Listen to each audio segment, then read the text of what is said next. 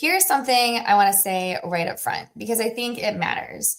You don't suddenly become busy when you have kids. You don't suddenly learn responsibility when you become a mom. Most women are already juggling careers, caregiving, emotional labor, and expectations long before children even enter the picture. And caregiving comes in many forms: kids, parents, patients, pets. So if you've ever loved something that depends on you, you get it. Hey, friends, welcome back to Struggle and Strength Moms Balancing It All with Nikki. This podcast is about the women who are doing a lot, holding space for others, building careers, and quietly wondering if there's room to build something of their own too. Today's guest is someone I'm really excited to introduce you to because her story speaks to that exact tension. I'm joined by Elena, a functional pharmacist, integrative health coach, and a proud dog mom who is building a purpose-driven career while still working in pharmacy and caring for others in meaningful ways. Even if you don't have kids yet or ever, this conversation is for you. Elena, I want to start here. You're not a mom to kids yet, but you are a dog mom. And anyone who's had pets know that they need real time, tons of attention and emotional care. So tell us what your day-to-day life looks like right now. Oh my gosh. Hi. Thanks so much for having me. I'm really excited for this conversation and honestly, so excited to talk about being a dog mom. I really love dogs, especially Shih Tzus. So, sadly, my soul dog passed in the last year. And I just got a puppy and I'm just absolutely obsessed with her. But she's a lot. I've never had a puppy before. Like my last dog, I got her when she was around 1, so she was kind of calm already. And so now I have this puppy. I don't know how to raise a puppy, and it's just been a lot of learning, and just constantly wanting my attention. But it's so fun, like the zoomies and everything. So. Oh my goodness. I thought that was just a Great Dane thing. Is that like an all dog thing? Yeah. All dogs have zoomies. They go crazy, especially this one. She's got a lot of energy. Like we're going for long walks on the beach. It's a lot more time consuming than I expected, to be honest with you. Yes. Oh my goodness. I remember because you don't want them to, go to the bathroom on the ground. So you're constantly waking up. Do I need to let you out? Are you hungry? It's like they're chewing on everything. Well, some do, and then it's Oh, she's doing it. Nothing is safe in the house. We used to load up on the dog toys, but our latest one that we had, when he was a puppy, we didn't really have a whole lot of dog toys. So then he decided our kitchen table and chairs were his thing. They have no boundaries. I know. She also likes to climb in the window. We have 2 cats, so she kind of copies what they do. So she likes to sit in the window. She likes to climb on the kitchen table. But yeah, it's pretty funny too, because we have so many toys that it looks like there's a toddler here. If you came into my house and you had no idea, you'd be like, oh, how many kids do you have? But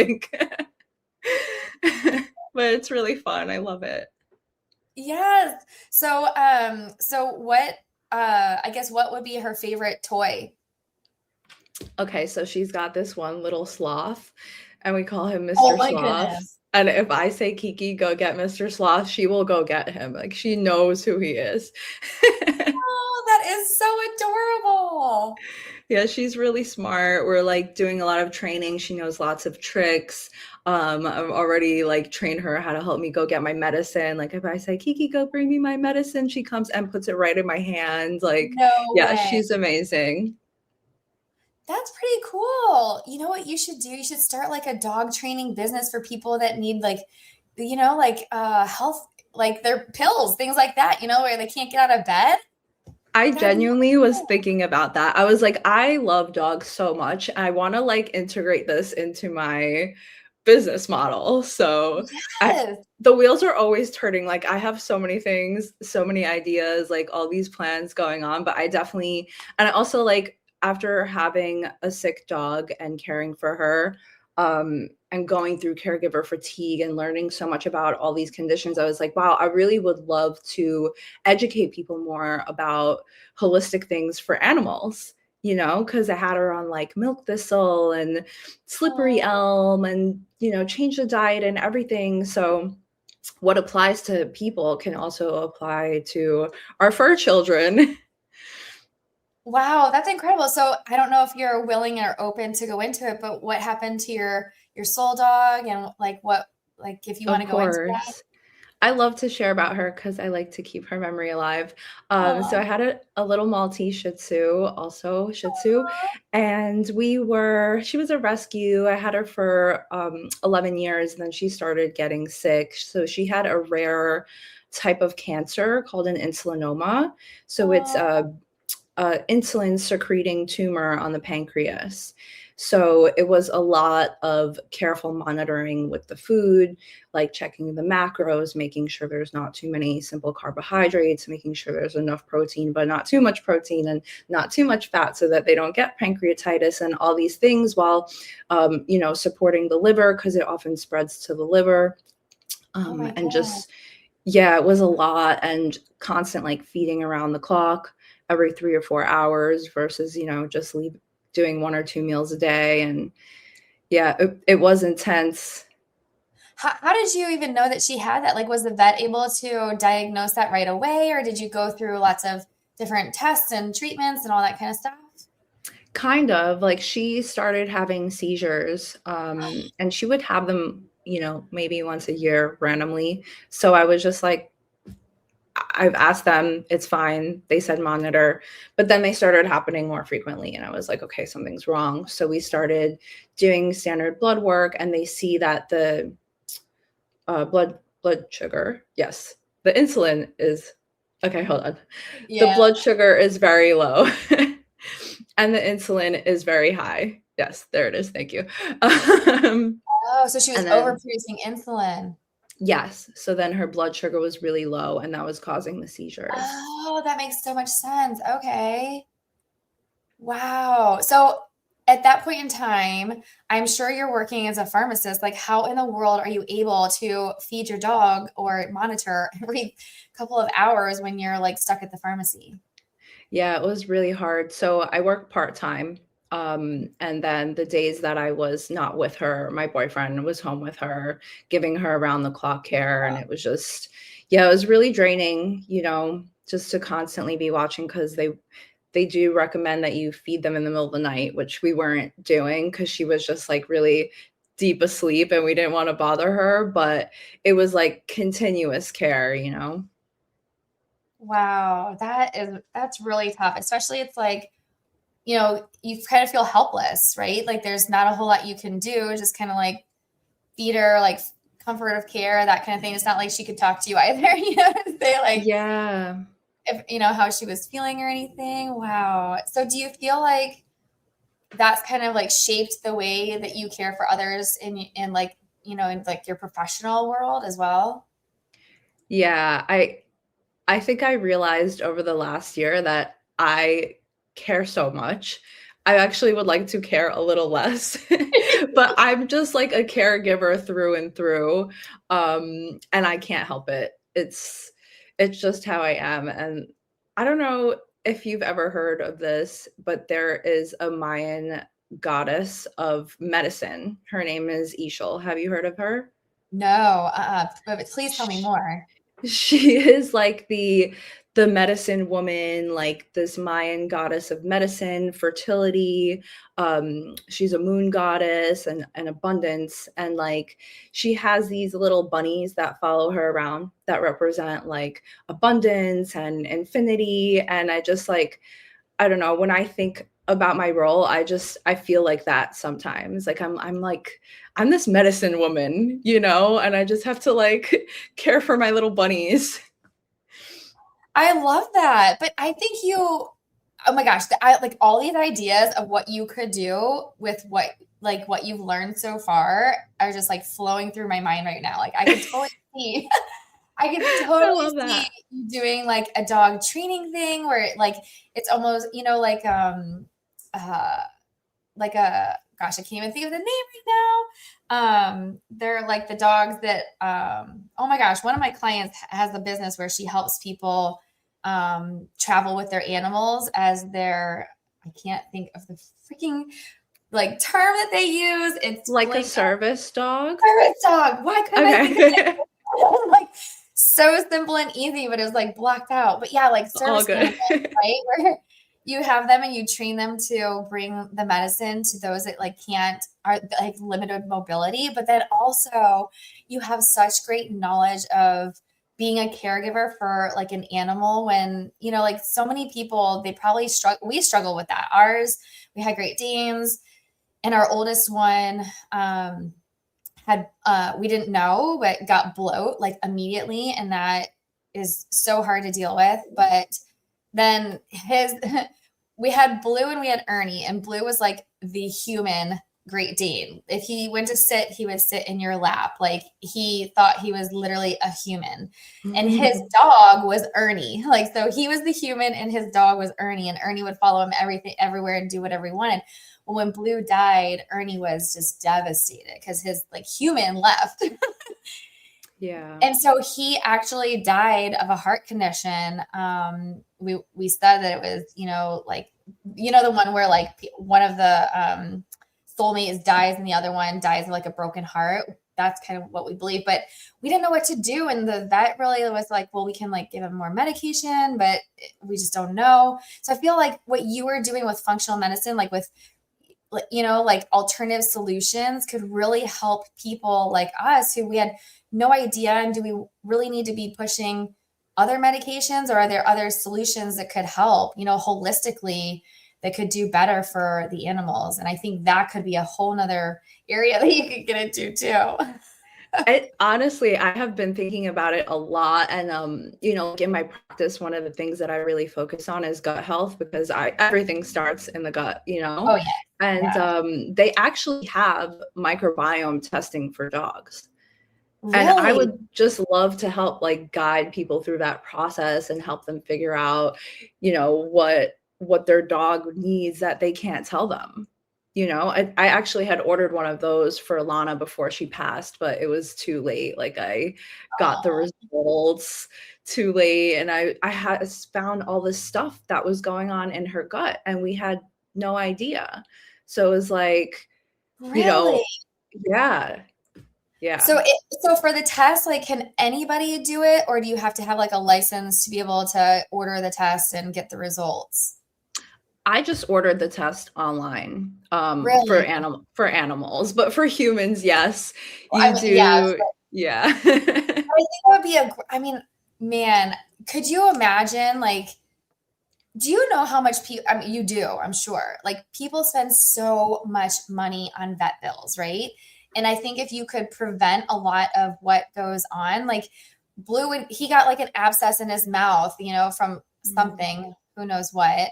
I'm sure like a lot of it comes from like, you know, their like the gut health, right? And then also like their mouth, like making sure their teeth are clean, all of that. But it was like so much stuff I think we could have prevented. We didn't know. Like the food that they were eating, some of it has, I don't know what in it, but our vet would tell us like, oh, some of the foods can cause heart conditions. It's like we had no idea, but no wonder Ernie like had a heart condition. I mean, who knows if it was from Blue dying or if it was Ernie or if it was the food. I don't know, but it's like all these different things that I think you could totally help out with. Yeah, I think you really can apply functional medicine to anyone and any dog, any pet. And I realize that now, like in retrospect, I was doing it for myself, but I didn't think to do it for my dog. I didn't know it was an option. So now knowing that moving forward, like I would love to help people through that process. Oh my goodness, so many ideas coming. So tell us. Yeah. So for the average mom who is listening that is not in healthcare, like what does a functional pharmacist do? What is functional medicine? Give us like the like second grade version so that we can all understand here.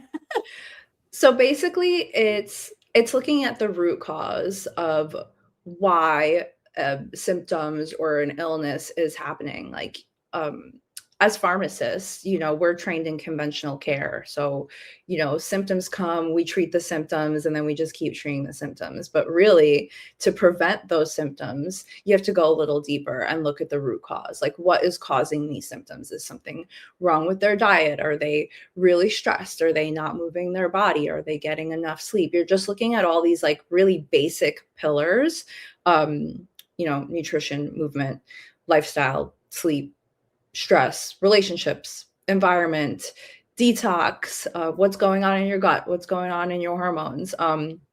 All these things can trigger illness in people. So if we look at that root cause, we can try to prevent it. It's very holistic. So you're looking at a person as a whole. You're not just looking at that one symptom. But when I say holistic, I'm not saying it in like a woo-woo way. It's actually very scientific. We're going off resources, medical resources. We're doing specialized testing that conventional doctors don't even know how to do. So everything's based on data, but it's also heart-centered, So I love that, because you're looking at someone and they're like in survival mode, and you're like, I don't want to just like get you through being in survival mode. I want you to be thriving. I want you to be in thriving mode, So, you're looking at things like you're looking at their lab work, which, the doctor might look at and say, oh, this looks normal. But when I look at it, I'm like, this is not normal. You're at the low end of this. No wonder you're feeling X, Y, and Z. We need you at an optimal level so you can feel your best, not just surviving.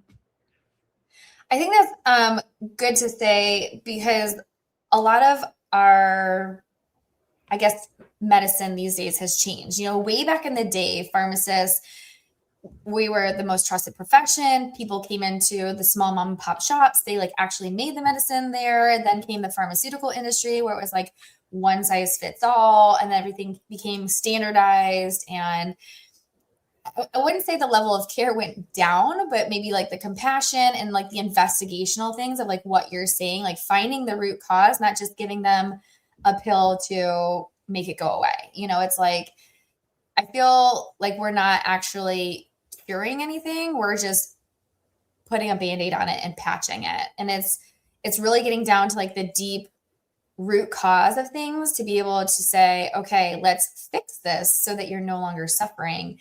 But I feel like the mentality, like the mindset, when people go into the doctor's office, they're like, well, I'm paying for something, I should get something in return. So they're feeling like, if I go in and I don't feel well, I need a medication to come back out. And I think that's like a hard mindset shift we need to fix, because, not everybody needs pills. Like, there's other alternative solutions, but sometimes there's pushback because people are like, well, that's like witch magic, or, it's like they don't believe in it because it's not what the commercials are showing on the TV, So how do you work with that? And like, what is your advice for the moms out there who, it's like they feel trapped because they're like, I want my kid, or I want to feel better, but I feel like I need a pill or something to fix that. And you're like, there's alternative solutions. How do you fix that? Like, what's your thought process on that? I would say that you don't always need a pill, but you probably always need a plan. So like, say I you love go that. into the doctor, and it's one thing when, you have an infection and you go into the doctor and they test you and they say you have this bacteria, here's an antibiotic, and then you go, for like an acute situation, that is so important. But say you go into the doctor's office and you have high blood pressure or high cholesterol, and, the doctor's like, okay, take this pill, it'll go down, and they send you on your merry way. Well, what are you going to do to help me? Like, why did my heart blood pressure get high in the first place? Yeah. Do they ask you about your diet? Do they ask you about your activity or your lifestyle or your stress? Like, what is causing this? So that basically, that's what we do. We'll take a person and we'll look at everything going on in their life, and we'll help them, whether it's like a plan or a protocol, and kind of take into consideration like what are the steps that they're willing to do. Like, help them figure out nutrition, help them figure out movement. If they need supplements, we'll help them with supplements if they have nutrient deficiencies or any kind of detox that they need, or any kind of like gut symptoms that they have. Sometimes they can help with like natural herbs that can help kind of balance the gut microbiome, you know? Um, so I would just take a look at it from that lens of like an action plan, not so much just a pill, because then you're just treating that symptom. You're not treating the disease. I love that you said that. You don't, it's not necessarily a pill, it's a plan. Like make sure you have a plan of what your goal is, right? Like when you go in there, that was very well said. So as far as like, let's shift that into the pet arena. So same thing with pets. Like, are you for your own, for Kiki, like, are you looking at what am I feeding her? Like how much exercise, like, how much sleep is she getting? Like all those types of things too. Is that something that like for all of us who own or not own, but have, right? Like we have pets, we have animals, we have all kinds of different things. Like what should we be looking at? How should we be treating our animals in that regards? Yeah, I think one of the biggest things that I look at now is the diet. And it's the same way as if, you know, you're a human and you go to the doctor, or if you're an animal and you go to the vet and they're like, here you go, here's this kibble. So I started reading labels and I'm like, why is there wheat gluten in this food? Like, what nutritional value does that have for my dog? You know, so I started looking at the quality of the food, you know, either cooking it yourself or getting a brand that you trust that tells you what the ingredients are, where they're sourced. Um, I just feel better about giving something that's a cleaner option, and just paying attention to all the other things, like making sure that they're happy, that they're going on walks, they're getting activity, that they're like, comfy when they sleep. Like all of those same pillars definitely still apply. What are your thoughts on table food? Because I'm really a bad person like that. Like when I eat, my dog eats. I was like that with my last dog. So I was like, let me try something different with Kiki since she's a puppy. And she does not ask for table food. It's amazing. I only give her treats when we're training. So it's been really easy to train her, do a bunch of tricks. And yeah, I mean, she's pretty well behaved aside from, you know, barking when she wants my attention, but she deserves it. And so do you also cook her food or do you buy like the store-bought food? So right now I'm doing a store-bought food that's like it's for hepatic, for liver conditions. Because we took her in for some pre-op blood work before her spay, and they found that she had some liver dysfunction going on. Really? So yeah, so I'm doing like the pre-made. I'm doing just food for dogs. I really like it because they tell you like we sourced this fish from New Zealand and we got this broccoli from so and so, and it's like a nice clean Wow. brand. I just want to make sure that she's getting the right nutrients as a puppy with hepatic issues. So doing that for now, but it's expensive. I think in the future I will be figuring out her macros at home. I know that's the hard part. It's like, the vet sells their specific food and then there's all these different choices. I think it's so hard, especially for someone like, I mean, we probably have a little bit more knowledge, but for like the normal person who isn't in healthcare, they have no idea. They're like, I'll just grab this bag. And so it's tough to know like what should we trust? And obviously like a lot of people don't know how to read the labels. And so I think for them, it's just like, I don't know, hopefully this is good. But I love that you're practicing like what you do with yourself and your patients, with your animal as well, which is incredible. So I Thank guess like you. what kind of drew you in towards functional medicine? I had a bit of a health journey. I feel like no one goes into functional medicine unless they have to. It's kind of like something happened and you had to figure it out. And then you're like, wait, I have to tell the others. Yeah. So that started with me getting PCOS, and I finally like put it together that that's what I had, and I went to the doctor. And they did the scan, they find all the cysts on the ovary and all the lab work and everything. And they just want to put me on birth control and send me on my merry way. And I'm like, I don't want to be on birth control. I stopped taking birth control because it made me crazy. It was making me break out. I had insane acne. Like I have to go to the doctor acne because I'm scared. I don't know what's going on. Like my whole face was just covered. Really? Yeah, so that's how I figured out that I had PCOS. And then they tried to put me on birth control. And I was thinking, you know, as a pharmacist, I'm like, you know, a lot of women come into the pharmacy for metformin, which is like a diabetes drug. Why is that? So I started digging deeper, and then I'm learning about insulin resistance and root causes. And I was like, huh, that's interesting. So then I started looking into insulin resistance and doing all the like functional medicine things, changing my diet, changing the way like I was handling stress. I wasn't working out on an empty stomach first thing in the morning, drinking coffee on an empty stomach. And then I started some supplements that help with insulin resistance. I did the myo-inositol with D-chiroinositol. And literally in 2 weeks, my face was just like smooth and beautiful again. And I was just like, what? This is so simple. And like, why don't they tell people this? Like, it like really blew my mind. And then I just went through the whole like rabbit hole, and I was like, I need to use my knowledge and my platform to like share this with people. I was like, I gotta tell the girlies, you know? Yeah. Yeah. So then, like I was starting to learn about it, but pretty slow. And then I was diagnosed with Graves' disease and thyroid eye disease in 2022, more like 2023. This is right, like December 2022.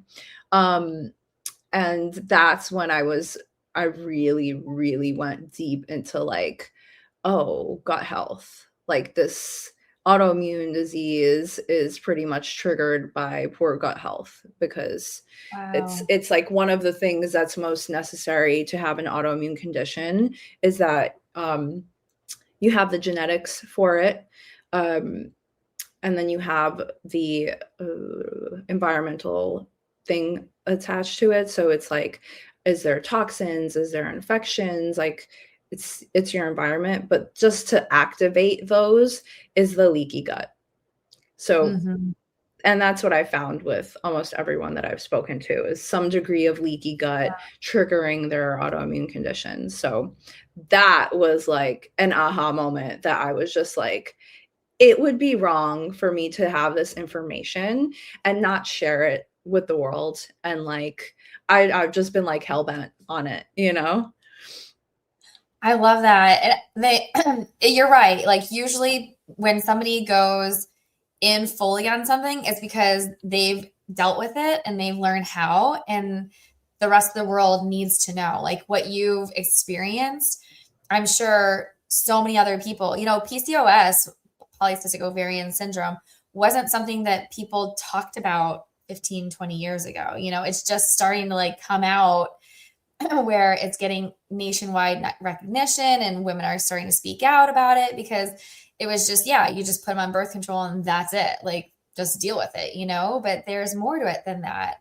And so I feel like it's the people that are experiencing these things and then really figure out, okay, I found a way to actually like, you know, work with it, cope with it, fix whatever it is. So if you're like, if somebody has, what's the first thing you think when like, if someone's having some sort of like gut issues, what's the very first thing that you tell them, like, you need to do this?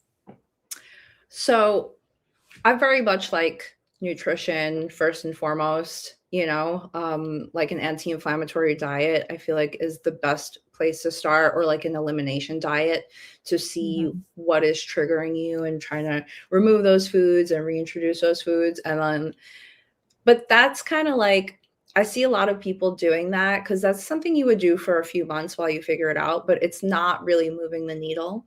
And then I see people doing that for what should be like 3 to 6 months. I see them doing that for a year or more.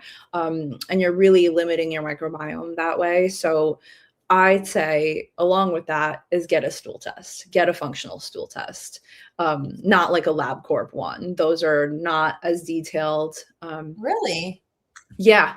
Yeah, I've actually compared LabCorp stool test versus a functional stool test in people, and nothing comes up on the LabCorp one, but so much comes up on the functional one Are you that I'm just serious? like, yeah, I don't even bother telling people to do the LabCorp one anymore. Wow. How do they order, like, do the doctors order a functional stool test or how do they get that? So we order those for clients through Farm to Table. Okay. Um, they're a little harder to get.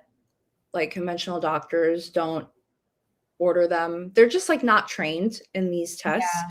and they're trained that they're unreliable.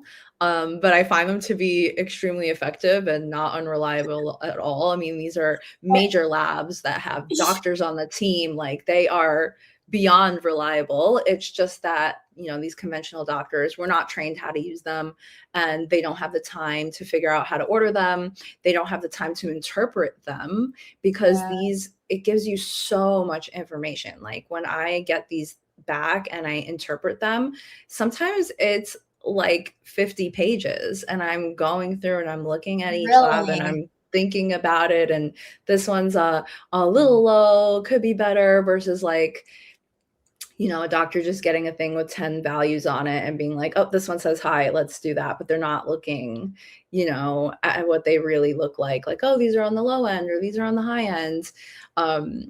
So yeah, it is a little more complicated to get them. Wow. So what is farm to table? Can you tell us a little bit about that? Of course. So Farm to Table is a company that I work for. It is a team of pharmacists, pharmacist-led functional medicine.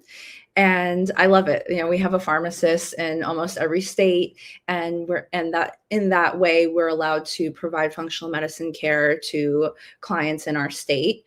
And yeah, it's really cool. So we also have doctors on the teams that can sign off on any kind of lab orders that we want. So they can order LabCorp, everything that goes to LabCorp, and then that goes through the insurance, or we can order functional medicine testing, which usually isn't covered on the insurance, but it's honestly like, it's worth it. Yeah. And then we have doctors that can see patients as well if they need any kind of prescriptions. Wow, that's incredible. I haven't really ever heard of it, so I'm excited that you're bringing that up right now. So you're doing a lot of different things. Like, tell us how you manage your day to day, plus take care of Kiki on top of that. It's a lot, honestly. And like, my conditions are in remission right now, but I still have a lot of brain fog going on. Like I'm in my late 30s, so I'm starting to feel the effects of perimenopause. So I'm very foggy. I have ADHD for as long as I can remember. So I'm always going from one task to another. So it is really hard. I try to delegate like times of the day to do things. I work part-time only in the pharmacy just because it was just really hard for me with a chronic illness to work a lot of hours and long hours, physically and emotionally. It was just like draining me. So I took um, less days, and I'm focusing on my business, which is actually like, a passion of mine. So just working on my own things, like on my business side, I work on digital products, guides to help people get through Graves' disease and thyroid eye disease. So there's all different kinds of resources available for people. And then I do one-to-one functional coaching with people as well. And I do functional medicine with clients who are based in New York as well. And that's through Farm to Table. And I started the Thyroid Love Club, which is like a support group for people with thyroid conditions. So that's like a free, basically like support group that I do once a month just to connect people. So with the thyroid, like if someone is listening right now and they may have some sort of like symptoms that they're just like, I don't know what this is, what would they be looking out for? Like you said that you were diagnosed when you were like maybe 3 years ago with thyroid and Graves' disease, thyroid eye disease. How did you know? Like what were the symptoms? What should we be looking out for? So based on my own story, I can tell you a bit about that. So I was diagnosed with Graves' disease, which is an autoimmune condition that causes the thyroid to be overactive. So when your thyroid hormone levels are high, you're going to have a lot of symptoms that you might not even notice are thyroid. But like for me, I had a really, really high heart rate. So I was laying down and my heart rate was like 140. And I was like, this is nuts. I guess I should stop drinking coffee. Like, I didn't know, I didn't really realize what it was. And I was like really shaky, and I was like, okay, I got to lay off the coffee. It must be the coffee. You're going to the bathroom with more, which might not be such a bad thing if you're chronically constipated like I always was. I was like, oh, this is kind of nice. And I was hot, always sweating, like really hot. And I used to be someone who was always cold. Yeah, those were just some like main ones that I noticed. And then I developed thyroid eye disease. So my eyes started to bulge out of my face, and then they were asymmetrical, where one was bulging more than the other. I was having blurry vision. I was having pain behind my eyes. Some people get double vision. So those are all things that could be associated with Graves and thyroid eye disease. But then the more common thyroid autoimmune condition is Hashimoto's, which is the opposite. So basically, there's damage to the thyroid gland and you're not producing enough thyroid hormone. So you might be really cold, really tired, fatigued. You're having a lot of hair loss, dry skin, constipation, and just so many things. Like, I probably can't remember them all off the top of my head right now, but they have like thinning eyebrows, and things like that. Wow. So did all those things happen to you at once, or like how come it just like all of a sudden at that time, like they diagnosed you then? Like were those things happening before you just didn't realize it, or was it your environment you said like before sometimes your environment can trigger, so was it that like, and now you're in remission, did you do something different to be able to change that? So tell us a little bit about that journey. Sure. So before I started having these hyperthyroid symptoms, I was always like on the low end. Like I always thought I had a low thyroid. I was always cold, always constipated, exhausted. Like I just could not do anything. And it's funny too, because I went to the doctor and they checked all my vitamins and they were all like pretty low. My ferritin was really low. And my doctor was like, no, everything looks good. And I was just like, huh? Okay. So then I started taking these like thyroid stimulating vitamins, which in retrospect, like anyone listening, please do not ever start thyroid stimulating vitamins without working with a practitioner who knows what they're doing. Call me. I learned the hard way. So I basically overstimulated my thyroid, and then I developed Graves' disease, and it was like a slow roll. Like at first I would like notice I was a little jittery. And then all those symptoms that I mentioned showed up at once, like the shakiness, the high heart rate, increased bowel movements. I was hot all the time. And I was kind of like, well, this isn't so bad. But then I was actually growing my business at the time, and I was getting on a call with a business mentor, and I was really nervous and really excited. And the second the call started, I felt the left side of my face go numb. And I was like, oh my God, am I having a stroke? It was terrifying. So then I finally started going to the doctors, and we figured out that it was my thyroid. And then they just put me on medicine. They put me on methimazole, which lowers the thyroid hormone. And it worked really well, like almost immediately. In like a week, like most of those symptoms were gone, and I felt really normal. And then maybe like 6 months into that journey, I started going from all of these high thyroid symptoms, the hyperthyroid, into hypothyroid symptoms. So it was like, this was like the summer, and I was outside and I was freezing. I was like, I need to go get my hoodie. My skin was really dry. I was really constipated. I started gaining a ton of weight.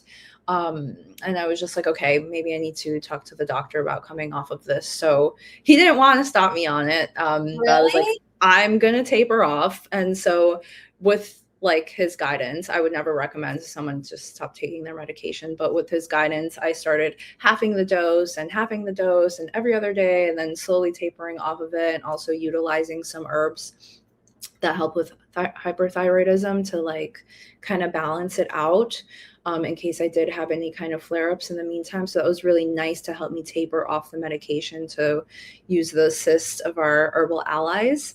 And then, yeah, then I tapered off, and then my thyroid eye disease got worse. I was on a trip and I got a stomach bug in Mexico, and then I took a test there and figured out that I had a parasite. And then when I got back home to the States, I took a functional stool test, which again showed me a million other things that came up. Not just the parasite, but I had H. pylori. I had like 4 different kinds of bacterial overgrowths, Oh my goodness. and the parasite came up as well, and leaky gut. So then I started a 3-month protocol, based on these results, and like everything went away. Like my Wow. eyes normalized, and my antibodies started going down, and I ultimately ended up in remission. That's incredible. You've been through it all. Oh my Yeah. goodness. That's why I was like, well, how much time do we have? Because it's a lot. Wow. I mean,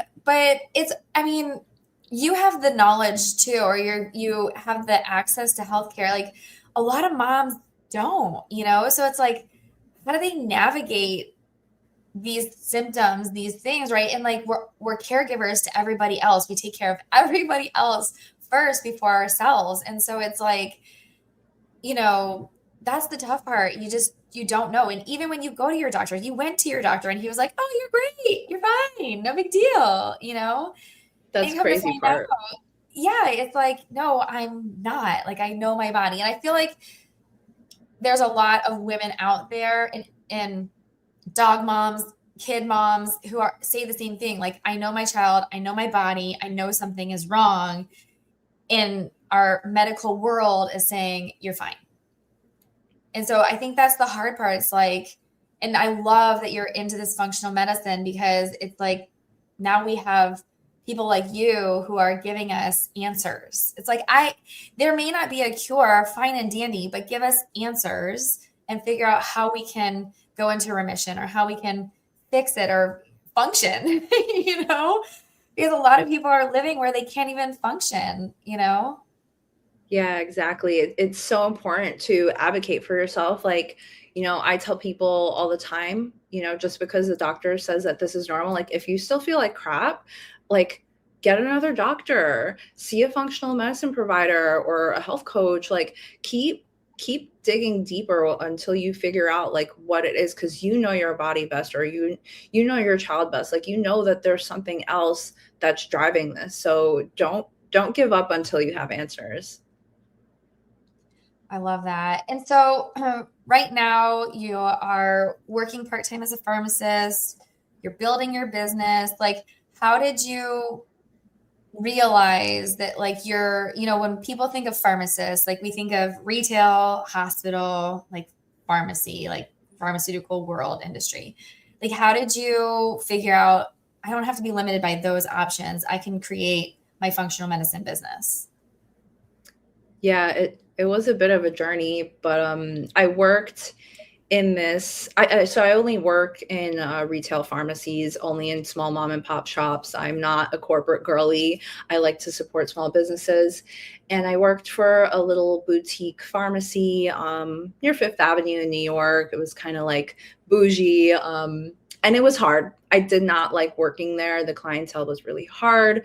My boss was not very kind. It was very demanding. And I was just like, I really, really don't like this job, but I'm scared to leave because then I'm not going to have income. And I don't know what my next steps are. And it's really hard to find a good job in pharmacy. Like it wasn't all bad, I was like, oh, well, what if I don't find something as good as this? Like that's always the fear, right? When you're Right. taking the next big step. So then that pharmacy had a few other pharmacies and one of them closed and they were downsizing and I was the newest hire. So they let me go. And I, instead of like being upset, I called my coworker and she's sobbing on the phone. I'm like, babe, Oh, I'm really happy about this. I actually just like took a bunch of time off. So I went to Chile for like 2 months. I went to Mexico for 2 months and I was just like, I love this lifestyle. Like I want to travel. Like I want to find something that I can do remotely so that it's cold in New York in the winter. I don't want to be here. My whole body starts breaking down. I get like seasonally depressed. Like I want to go be somewhere warm. And then like, the wheels started turning. It was like, well, what can I do then? Like, how do I find a remote pharmacy job? How do I use my license? How can I make money without going into a pharmacy? And then it just kind of evolved of like trying all these different pathways. and I think that's the hard part.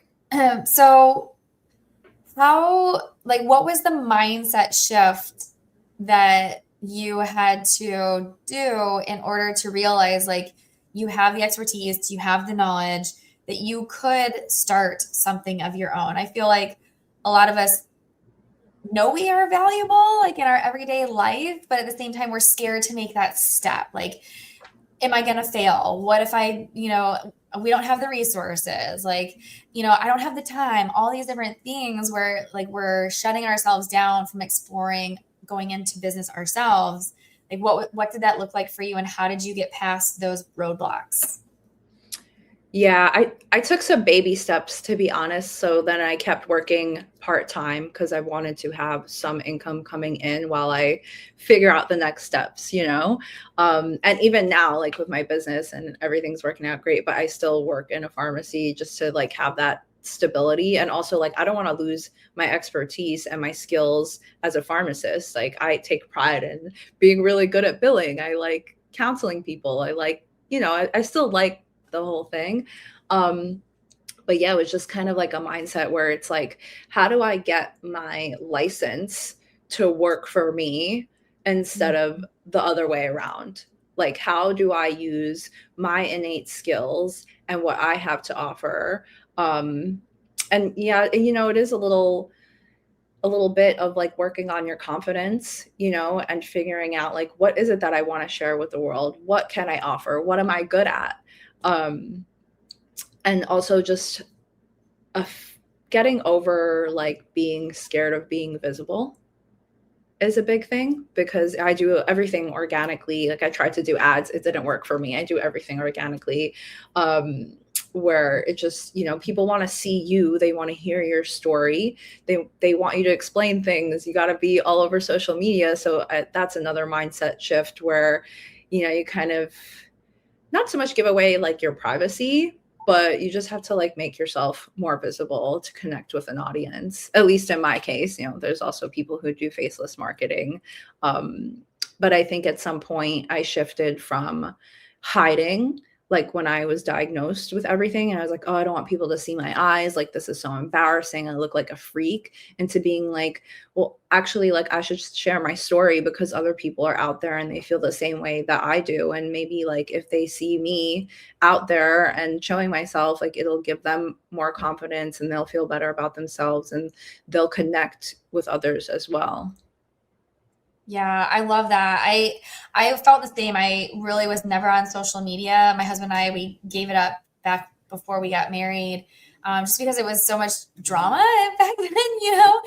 And so I started getting back into it in 2019 when we started our first business. But I was so scared. Like I didn't want to be out on social media. I was scared. I was like, I don't want to tell anything about my life. I want to be private. Like I'm not a share, you know. But you're right. Like you have to put yourself out there, but you can limit. Like you don't have to. I don't talk about our personal lives very much. Like people probably don't even know that I have kids, even though I have kids, because they don't post anything about my kids. It's like their images are nowhere. I want to keep their privacy secure, but at the same time, I can post about things that are happening in our profession or things that I'm seeing out there, or things that I want others to learn from, just like you. Things that you've gone through to let other people know, like, you are not alone. There's other people that are suffering from these things and they can help you. And I think that's huge. Like way back when we graduated, or close to, I'm sure yours was very similar, but when I graduated, like I have this phone. Oh gosh, I think my kids took it here. I have my original like flip phones. And so my kids, like, they look at them and they're like, what is this, mommy? This is vintage. And they're like, did you use it? And because we kept all of our old original like flip phones and stuff. And I was like, yeah, phones used to be where you just like called people. And then it came to like calling and texting. And now, there's all kinds of apps and things like I didn't even know what an app was way back 20 years ago, and so much has changed where we have information at our fingertips, but it's getting the right information. I feel like what you're doing is so crucial for the future to come, because we need to stop like only being reactive and being proactive. And what you're doing is so proactive, like trying to find the root causes rather than just like put a Band-Aid on it and fix things. Thank you so much. So what are you most excited about building in the next phase of your journey? So right now we just launched a functional medicine thyroid program. And so it's basically a program that's me and the pharmacist in your state. So we can do functional medicine and help everyone, but I can also be there to provide like my lived experience and my past expertise. So we're taking patients who want to try functional medicine to help with their thyroid conditions. And I feel so excited about that. I mean, like ordering all those labs and seeing all the results and kind of like taking all that data and analyzing it, like what are the things that are repeating, what's actually helping people, what's making a difference. I feel like not a lot of people are doing this. So I think it's really, really valuable information. I'm working on some new digital products as well. Like right now I have my Graves and TED Master Guide, which is just like a lot of information about Graves and TED and talks about functional medicine and things like that. But I also want to go more into other little sections like how to interpret your labs, which is up already. And I'm going to be working on guides around weight loss and hair, because I get people asking me all the time, like, how is your hair so beautiful? And it's like, I'm not going to gatekeep that. Like, I want to tell you guys how. I mean, aside from like, nature, but I do a lot of work to improve that, of course, especially with a thyroid condition. So working on that right now. And I started doing business mentorship for anyone. And I'm working with pharmacists as well, just because I've been, doing a lot on social media and people are really seeing the value in that. So I have a lot of people asking me like to help them with their business and help them with their social media. And that's like really, really fun for me. So I've been working on that. And that's, really enjoying that. So for your functional medicine, you said you work with people that have thyroid disease. Well, how do they like you, where you just didn't even know for years, right? Like, how do you, can anybody come to you and be like, can you check, can you see, can you make sure that I don't have, or if I do, can you help, that kind of thing? Or are you only Absolutely. like working with, okay. Just making By sure. the time people find me, they've already like seen their doctor and they're doing something and it's probably not working for them, or they just want to find like a more natural way or a more holistic way. So most of the people, by the time they find me, they've done all that, but we work with everyone. Okay. So like if somebody, like if a mom is like experiencing some sort of symptoms, they can reach out to you guys, get some tests done, get the functional stool test done, and see like, is there other things that you guys can help me out with? Absolutely. Yeah. Awesome. So how can listeners connect with you, learn from you, follow your journey? Tell us how to reach out to you. Yeah, so follow me on social media. I am on Instagram. I am on TikTok. I'm on Facebook. I'm on YouTube. Just search for Thyroid Love Club. I'm also on there as Soul Script, but I'm focusing on my Thyroid Love Club journey right now. So that's the best way to find me. And I also have a website. It's thyroidloveclub.com. If anyone's like looking to reach out for mentorship or anything like that, you could feel free to send me a message and we can set up like a call, figure out what you need. Same thing if anyone is seeking functional medicine. It doesn't even have to be for thyroid conditions. I focus a lot on gut health, autoimmune conditions, hormone health. We have a whole program going on right now where we're doing hormone testing, and we have a nice discounted price on a Dutch test, which is amazing. Like, I don't know if you've ever had to deal with any hormone fluctuations, but the Dutch test is insane. It gives you so much insight, and it's like, it's not just like your estrogen and your progesterone and your testosterone. It's like all of the metabolites. It's your cortisol. It's your melatonin. It's telling you if you're methylating. It's like, it's so helpful. So that is something else that we're offering right now. And yeah, I think that's it. Wow, the Dutch test. So is that, but when I worked in the compounding lab, we did either like the saliva or the blood. Is it completely different than that? So yeah, it's testing the urinary metabolites, which are the most accurate actually for those types of labs. And for the cortisol, it's going based on the saliva, which is the most accurate for that as well. And you're doing basically like a 5-point cortisol where you're testing it in the morning, right when you wake up, half an hour later, 60 minutes later, midday, and right before bed. And if you're having any like overnight awakenings, there's an extra tube that tests for that as well. Wow, I definitely probably need to get that done because, I gave up caffeine 14 years ago because I was like having full blown drenched night sweats like every single night. And I was like, it's got to be my cortisol levels. And now I still get them, but it's usually like around like my cycle times, you know? And so it's like, they're not drenching anymore, thankfully. But if I ever drank, like I totally gave up caffeine. So if I ever drank caffeine, I'm sure that would come back. So, but I never knew anything about this Dutch test. Is it more recent that they've come out with that, or has it always been around? It's been around for a while now. Yeah, it's a really good one to do. I highly recommend it, and I'll happily help you through that. And you know, you don't have to be a drinker or non-drinker of coffee for these things to be affected. You know, it's cortisol can be high or low independent of coffee for sure. I also quit coffee and I have all types of wacky cortisol levels going on in myself also. It takes a long time to balance the cortisol, honestly. Yeah. Oh my goodness. I'm sure that's a whole nother discussion. It's a whole thing. But yeah, we have a new thing now where we offer the Dutch and it's at a great price, probably cheaper than you'll find it anywhere else. And it comes with like a little course that helps you explain your own labs, like interpret them so you understand what they mean.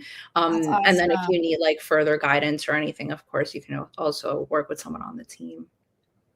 Wow. Oh my goodness. Elena, like such great information you've given us. If a woman listening right now feels stretched thin, undervalued, unsure, like has some symptoms she's got going on, like what do you want her to hear from you? You are your biggest advocate. Like, advocate for yourself. Don't let anybody tell you that what you're feeling is normal. It's probably not. Like, find someone who's going to listen to you, who's going to care, and it's not in your head. Like, it's never in your head. Don't let anyone tell you that. Wow, so powerful. Thank you so much for sharing your story today. And to everyone listening, whether you're a mom, a future mom, simply a woman carrying a lot, this is your reminder that caregiving and ambition can coexist. We don't have to wait for the right time. You don't have to quit everything. You're allowed to build something that feels like you. And if you feel off, please find somebody, as Elena was saying, that will listen to you and figure out what is going on. So if this episode resonated with you, share it with a woman who needs to hear it, and we'll see you next time. Thank you.